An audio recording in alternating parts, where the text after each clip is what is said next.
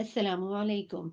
This is an open letter to the United Nations, OIC, Imam of Holy Kaaba, and the Pope from Musawwimin Campaigns, Islamabad, Pakistan. Today is Saturday, 8th of April 2023, يوم السبت 18 رمضان سنة 1444. Deafening silence upon the Palestine issue and Dr. Afia Siddiqui. Respected everybody, greetings. While the Abrahamic religions celebrate Pasach, Easter, and Ramadan together this year in the month of April, the Muslims at Palestine are facing the annual carnage of being persecuted by the Israelis.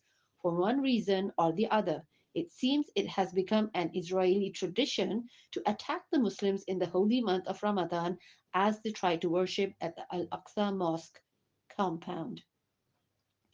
It's not our fault that the Israelis were driven out of Canaan, now Palestine, some 2,000 years ago.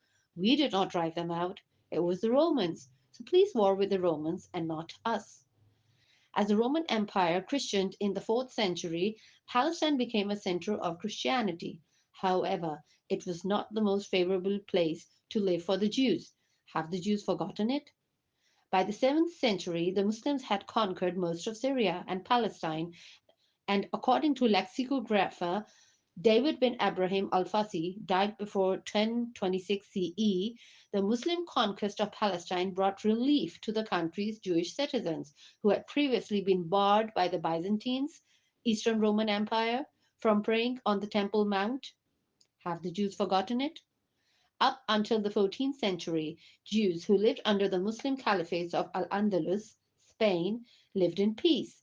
Unfortunately, the Muslims lost rule of Spain to Queen Isabel at the turn of the 15th century, and the Jews were either forcibly converted to Christianity or expelled from Spain. The Jews left Spain in ships loaded with wailing Jews.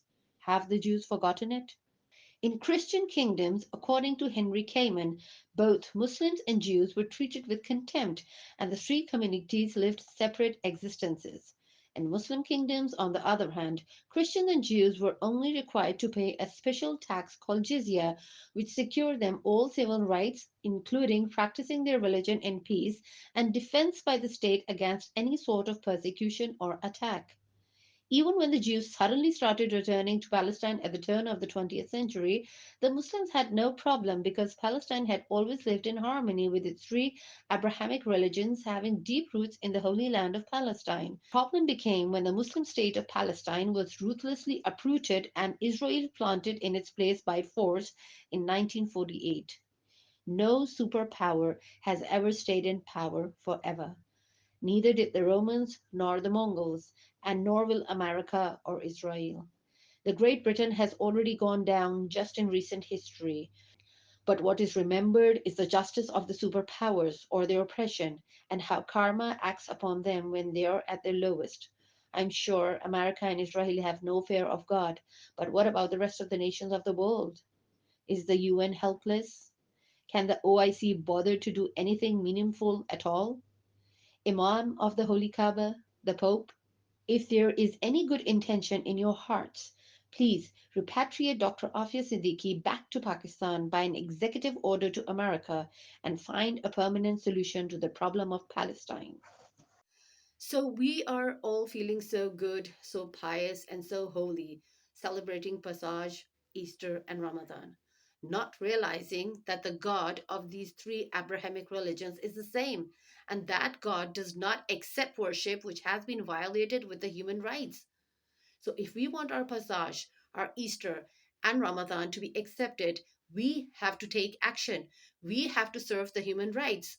That God will ask us that in our times, why was Dr. Afia Siddiqui, an innocent woman, languishing in the American jails? Why?